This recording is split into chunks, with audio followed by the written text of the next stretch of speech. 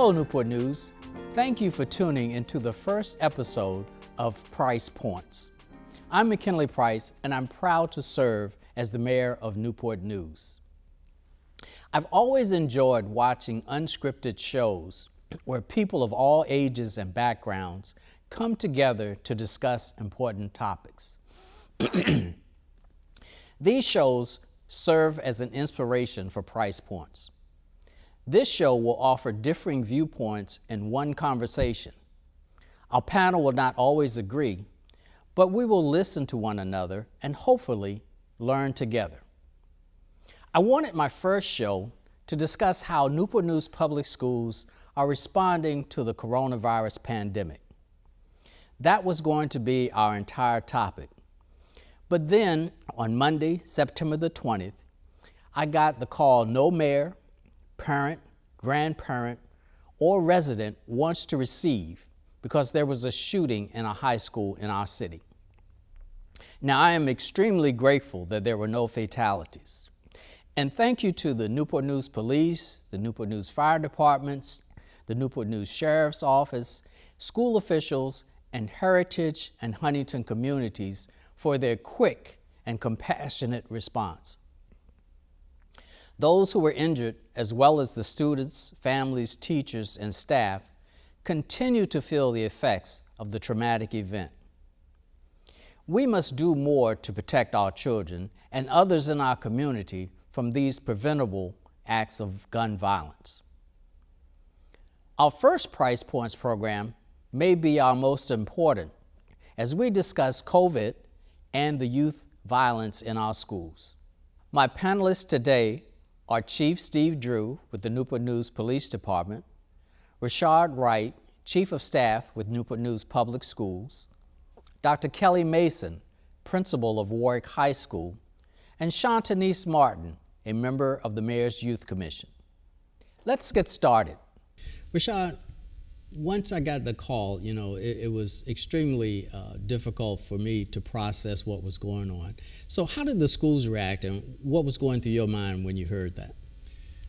Well, what was going through my mind, number one, was I hope that we don't have any fatalities. But the process for us as a school division is obviously, number one, to let our school board and Dr. Parker know that we have an active shooter incident, or in this particular case, we had a shooting, rather. And also to start to work with Chief Drew and his team, also our Sheriff's Department, our Security Department, to really find out what's going on.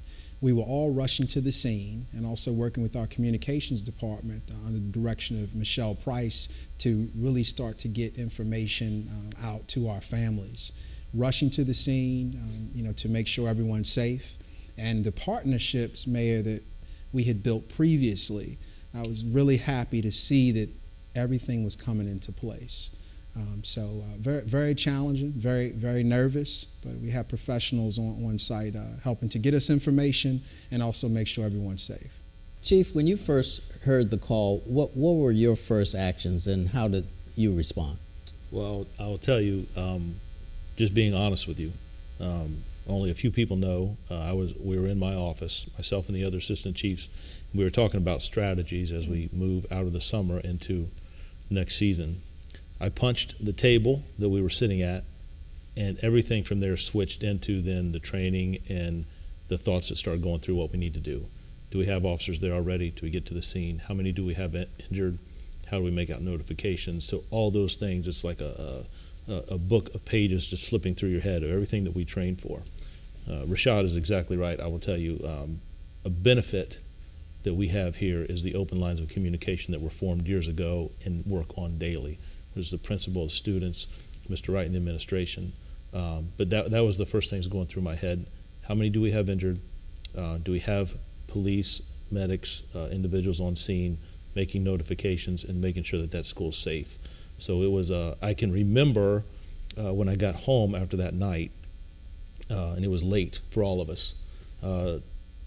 Things seemed to move so fast then, but when I got home and actually sat down and started to take off all this equipment, the images started to be slow in my mind. How long it took us to drive. Although we were there in just a few minutes, I remember the stop signs and the lights and going through traffic. I remember seeing the students' faces. So, but yeah, the first thoughts were, I was mad, and then it just switched to, all right, now we're going to go into our operation mode, our communication, and do what we need to do to make sure that those students are safe.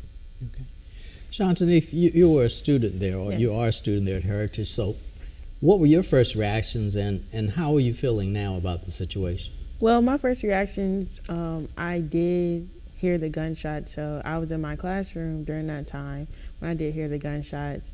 And it was more so when I heard the gunshots, I did start crying because I didn't know what was going on. And then when I finally realized, oh, these are the gunshots, it made me realize I'm actually in a shooting right now. And just trying to figure out, are we going to get home safe? Do they have him, or is anybody else injured? Like, I was really more worried about my safety and the other kids' safety within the school, because we kept getting updates that kids were running outside, people were getting hurt. So we just wanted to make sure everybody in the school was okay, including the teachers and the faculty and the staff. The way of like getting out, how we got out, it was kind of traumatic. I mean, it still is. Like, I'm okay now, but like, if we were to go back into the school and I would hear like a loud bang or something like that, I might feel like a trigger because I did hear the gunshots. So it's kind of working through it, but also trying to manage the emotions and just the whole overall aspect of the episode that happened. Dr. Mason, as a principal and seeing what happened at this school, have you changed anything? Have you changed anything at your school, or are you preparing your staff and your students any differently now? We definitely are keeping the lines of communication open. We have informed our parents of the necessity of having the practice drills as a reminder of these are the steps that we have to take if something like this were to happen. And our community has been very supportive. We've, I will say, upped the number because it's still fresh, and just making sure that parents understand that our ultimate goal is to keep their children safe, but not only keeping our students safe, I want to make sure that my staff members are safe as well. So we keep it up front so that we have the reminders of these are the things that we're supposed to do when situations like this occur. So. Okay. Back to you, Rashard. Is there anything we can generally tell our parents and the students about situations like this, how to prevent them, anything we should be looking out for to make sure that this doesn't happen again? Sure, and we've been talking in our past couple school board meetings about layers of safety that we have in Newport News Public Schools, and the first layer is relationships. And as a part of those relationships are making sure our parents and students know if you hear something or see something, say something. So if something happens in the community, if students are in the middle of a conflict, Mayor, unfortunately, those conflicts can spill over into school. Making sure that our parents and students are comfortable sharing with us information about a conflict that could lead to violence. So we want those open lines of communication. We want to make sure that our students are using our Safe Schools program and also Gaggle, and that's our anonymous reporting process. Mayor, you can share verbally and also through technology. And then also just making sure that you're not a snitch if you're sharing with a school official that there's the potential for violence. So we want those lines of communication open.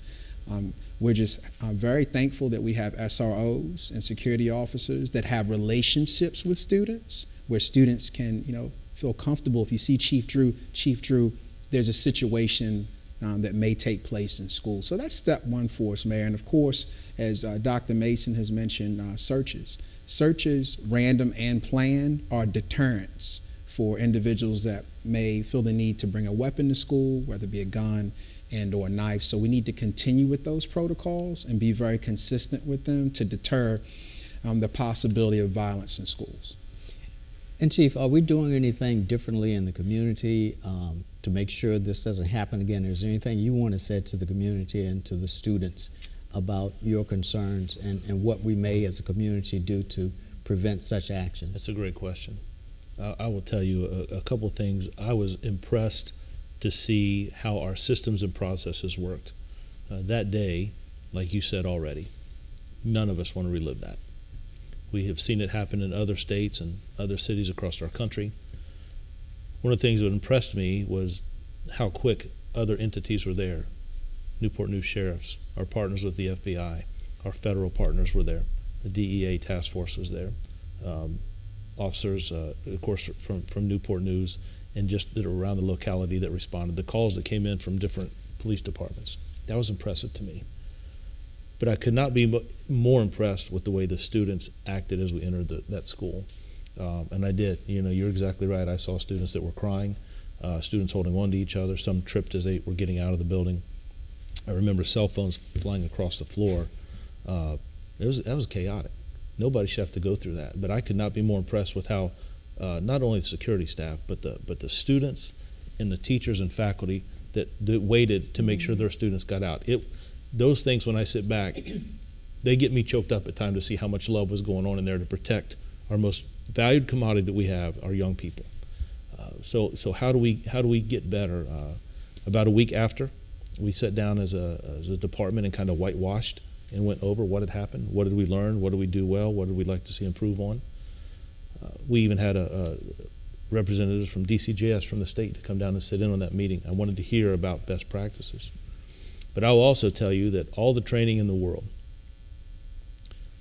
how do you script, how do you have a training process where 100 parents are rushing to a building because they're worried about their loved ones, right?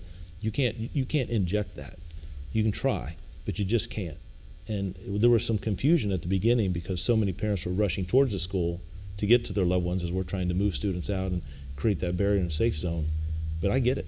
When we talked about it, you know, there were some that talked about, well, they were going after their loved ones.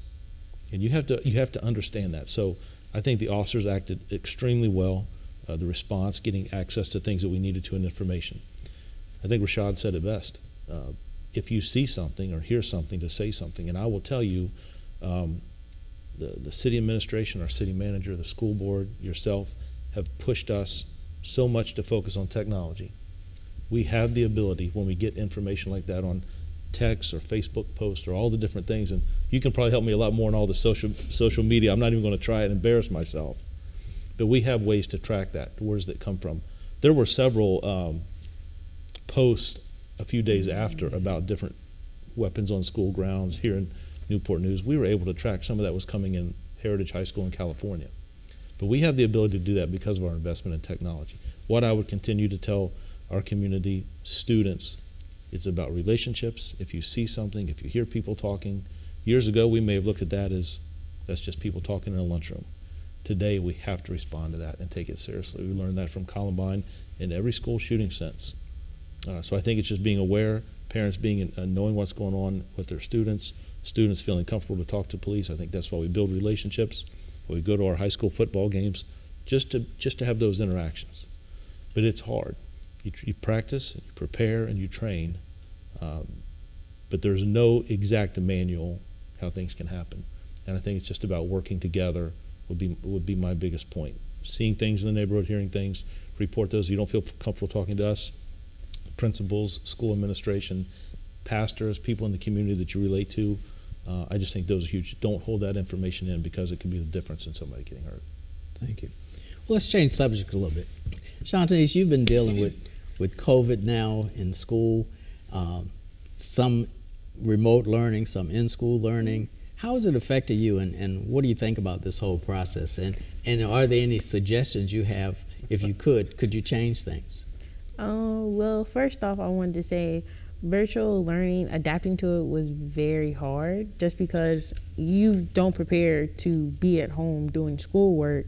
You are doing schoolwork at school. So going home, trying to stay focused while having distractions going on while you're at home, that was kind of a hard time for me. But I did end up going and succeeding in most of my classes. With like one class that I did fail, but I wasn't that class was like one of my hardest classes just because it was a subject that I needed help in and I wasn't hands-on with it. But being while during COVID, because I did catch COVID while I was sick and doing school as well.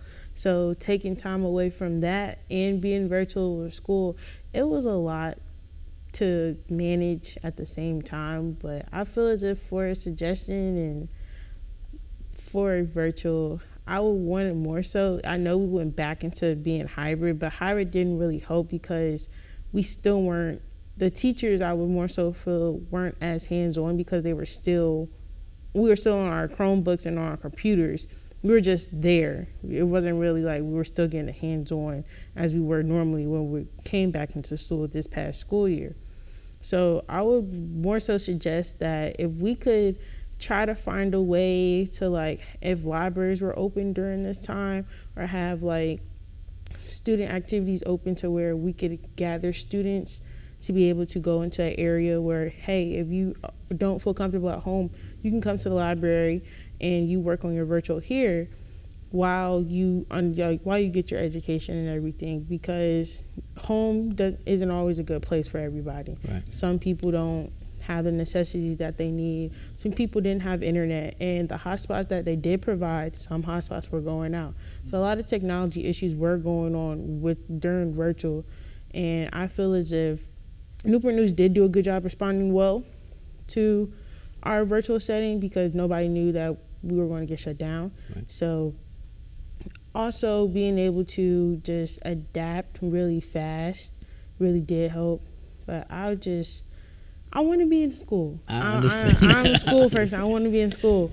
And being around my community and seeing faces, that's the normal to me. So if I'm taken out of that situation, I want to be back comfortable and be put back in it so I can continue my education and further my education to go into higher standards. Okay. Well, Dr. Mason, what has changed for you at your school since this COVID thing? What are you doing? What are you doing with the staff? What are you doing to make students feel safe and comfortable? And how is this going to affect, you think, our goals that we're having for our students? Well, I can tell you I want to commend the students as well as the faculty and staff and school leadership, because we were thrust into a situation that no one was ready for. And as a result, we learned from what worked well, and then we, and what didn't. And so then we had to make those adjustments. So, definitely staying in communication with our parents has been a key. Because if we don't know that you don't have the resources, there's no way that we can assist you. So, you have teachers who are willing to stay after school late or to meet with families on Zoom to provide support to students. So we've had to just readjust the way in which we do the work, providing the teachers with the training to make them successful utilizing technology, because, it's supposed to be used as a tool, technically. But we know that we found out that unfortunately it became the only way in which they were able to communicate with our students. So unfortunately, I will just admit that even though we knew education was the piece, but it was really about staying connected. And so we're still trying to stay connected, but get back to what schools are about, and it's about educating our kids. Is it easy? No, it's still a struggle. We had some students who were very successful with online learning. We had a large percentage of students that were not.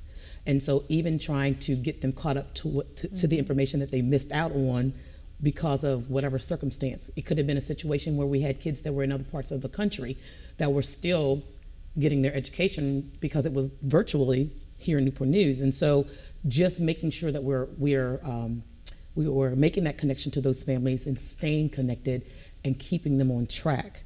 So we're still having to play catch up a little bit, but I think with what we have in place now, we're going to get there.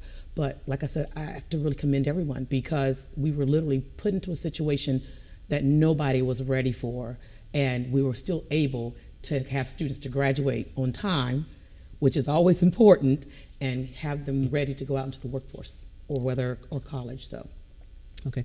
So Rashard, so what are we doing division-wide to make sure that we help our principals and our teachers catch up with our students? What do you project for the future as far as how this is going to play out? And is this going to affect graduation rates, people getting into college? A lot of the fears that are out there that in the community of how this is going to really affect the future of students trying to get into school or work. Well, Mayor, we'd like to think that the challenge of the pandemic and its impact on school has created a more resilient student and more resilient school divisions Hats off to our amazing teachers and our staff members that have made so many sacrifices, both personally and professionally. We continue to provide as much support as possible for our students and our teachers in the form of more professional development, in the form of social and emotional support. Obviously, technology, being able to provide, not just hot spots, but just our technology infrastructure here in our school division. But what we forecast for the future, and I must add, even during the pandemic, our graduation rate went up and our dropout rate went down. And again, great teachers, great supports, a great vision, by our superintendent, Dr. George Parker, and our school board, all of which have just asked us to identify what we need. What do you need? And absolutely, let's make it happen. But for the future, we know that there was a time, Mayor, where we said we couldn't give everyone a Chromebook. How would they handle the technology? Well, that's gone. We know that our students down to pre-K can handle an iPad, and pre-K in first grade. And they, we're the digital immigrants, some of us that are older, and the young people are digital natives. So all the myths about technology being a distraction in the classroom, those are gone. Those myths are gone. So really just focusing on the individual learner. What does the individual learner need to be successful? With regards to getting into college, we have students that may want to go the 2-year, 4-year route. But we also want to promote going into the military. We want to promote our industry certifications. Whatever your dream may be, we need to be in a position to actualize that dream. And even during COVID, we'd like to think that, again, we have a more resilient school division, more resilient students, and then we can still focus on that academic and career and citizen-focused future. So hopefully it's taught us something, and it's taught us that we can still be successful. That's great, thank you. Well, is there any thought anyone else has about COVID, how it affects you personally? I would like to say something. Sure. I do want to say the support was there, but I feel as if everybody didn't know how to handle it. Like, I would more so say, like, if teachers could have had did more check-ins with us while during this time, to check in with us to see how we were doing mentally and emotionally, to figure out how can we help you stay on top of your grades while also dealing with your emotions, which I feel as if that comes with having a relationship with your teacher, though. So if you don't have that bond, I feel as if, and students aren't going to be receptive to reaching out to their teacher. More so, I would feel as if a teacher came to me and was like, hey, how are you doing? I'll be more open to telling her, hey, or him, I'm okay right now, but I am falling behind on my schoolwork. So if you would grace me some time period to catch up, I would appreciate that. And I have gotten that relationship to where I am able to, if I do fall behind, tell my teachers what's going on and be able to catch up on my work. So I do feel as if the support was there. I just would want it more wide, generalized within all schools, because I do feel as if students do need that mental health support as well as the teachers as well. Well, Dr. Mason, hearing a student who has had the ability to adapt and reach out, for those of us like myself who are very shy and may not have that ability to be able to reach out, are we now coaching our teachers to have more contact, personal contact, yes, to monitor our students? And Rashard, are we doing more trying to make sure that that's going on so that we can make sure that everybody has an equal chance to succeed in this unprecedented environment that we're now find ourselves in? I can just say that, with some of the supports that we have in place, we encourage our teachers on a daily basis to do that. And there are ways in which they can communicate with each other if they all share a particular student. So you may not necessarily have the relationship with that student, but you do. Mm-hmm. And you can let us know this is what's going on. And that's what we have found, that there are times where there's that one teacher that student may have that relationship with, and that person's then able to provide the school counselors with information, or the school support specialist with information, or the administrator. I call students just to check on them. If there's a student that I recognize that I have not seen in school, I call students. So we have mentoring programs in our school. Our goal is to provide every student with a mentor. That's what we would like to do, but we also recognize that that means that we're going to need additional support from our community members, our graduates of our schools to come back and to work with the students. But as far as the teachers making the relationships, yes, that is something that they're encouraged to do. We also have, I want to go back to the gaggle. I think this is the gaggle where they're able to look at the work that students are producing. There's an alert that we get. So if there's someone that is expressing concerns or having suicidal thoughts or any things of that nature, we get notification of that. And then there are processes that are in place that those families are contacted immediately to make sure that that student is okay. So we have multiple situations that we're dealing with in the school. The social and emotional status of our students is very important, but it's also very important for our staff members. And so we're having to look at multiple lenses when we look at the school community. It's no longer just the students, it's our staff members, it's our administrators, it's our support staff, because they're all going through trauma when it comes to the situation that happened at Heritage, as well as with COVID, because the deaths that we've experienced because of COVID has impacted our schools tremendously. And it's not just our staff members, it's our students and their parents and their grandparents. And you know, the students that come to my school, a lot of them live in homes where there's multiple members, multiple layers. So they're living with grandparents and aunts and uncles. And so just knowing that you may have an uncle that's been diagnosed with COVID, but that means the entire family has to quarantine, that's also impacting our schools. So it's important for us to stay in contact with our families, to let them know what's going on, to let them know what resources are out there, and to see what supports that they may need, whether that means we're doing a home visit, because we do those as well. So there's, like I said, multiple supports that we have in place so that we can keep that connection with our students on a daily basis. Okay. Did you have any response to that? Well, we want to thank you, Dr. Mason. You lifted up something that's very important. Our teachers are working really hard to keep that connection and maintain the connection, Mayor. The challenge that we have right now is that everyone's tired. You know, they're exhausted because we are asking our teachers to do more. And with that, we need to be very cognizant of just how hard they're working, and also make sure we provide them some level of relief. In unprecedented times, we might have more funding through CARES Act available, but we have staffing shortages everywhere. And the big shortage is the shortage of time. The shortage of time. So we're working very hard to alleviate some of that stress. Now, Chief, COVID, in looking at the stats nationwide for our first responders, the vaccination rate is pretty low. What can you say for us in the community to make sure that our first responders, one, are safe, and that they're also in the community making sure that they are not either transmitting or getting the virus themselves? Wow. You hit the nail on the head. I will tell you. I can remember sitting in the office just a few months ago and getting a call of, we need to see more traffic enforcement in this particular neighborhood. And you would finish with that citizen and the next citizen, why are you doing traffic stops and having interactions with people during COVID? And you know, you listen to both, and we're doing the best that we can in response.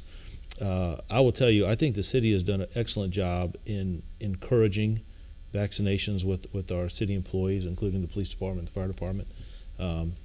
Ms. Witherspoon from HR was at our staff meeting yesterday. I think the city's rates are city employees is just about a little over 80%, and I think we're moving that direction closely in the police department. I'm glad to say that we haven't had anyone that had to be out an extended length of time. We did get hit with COVID, probably worse last year than this year. But encouraging, we invested in some products to clean the vehicles. We went out and bought extra masks right away. There was some CARES money that allowed us to decontaminate things much quicker. We put in protocols about how many officers would go inside if we could have someone step outside when there was a complaint, to try to do with more things in social distancing. When we have our training that we still have to go to, virtual or making sure that we spread out, all of those things, but just really impressing upon safety and safety and safety. We don't have a profession where we can work from home. We haven't authorized that yet, right? So we got to be here 24 hours a day, 7 days a week, and make sure that we serve this community. But I will tell you, there have been officers that are somewhat hesitant and concerned. So we try to provide those as much information as we can. I think that's why the vaccines are so important. You know, I appreciate the leadership that we've had from the city to encourage that. But we're getting there and feeling better and better about it. But it is at the end of the day making sure that we're being respectful with our citizens, respectful with ourselves, our own family. Those officers have children that are in schools. Some have wives and husbands that are teaching. And I will tell you, I could not be more impressed. It's like the center of innovation is here in Newport News. This is a situation. How do we adapt and move forward? I cannot be more impressed with our young people, and you are resilient. Absolutely. I'll tell you, to hear you speak, if pre-med doesn't work out, I would love for you to come work with us, or I'll come work with you. But no, I think it's just about respect and having those open conversations.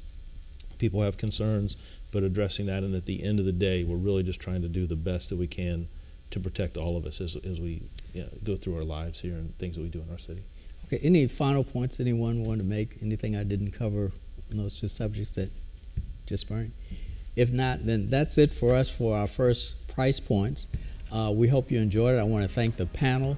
I also want to encourage you, if there's some topics that you want us to talk about, contact my office and we'll try and schedule it. Until then, have a good day.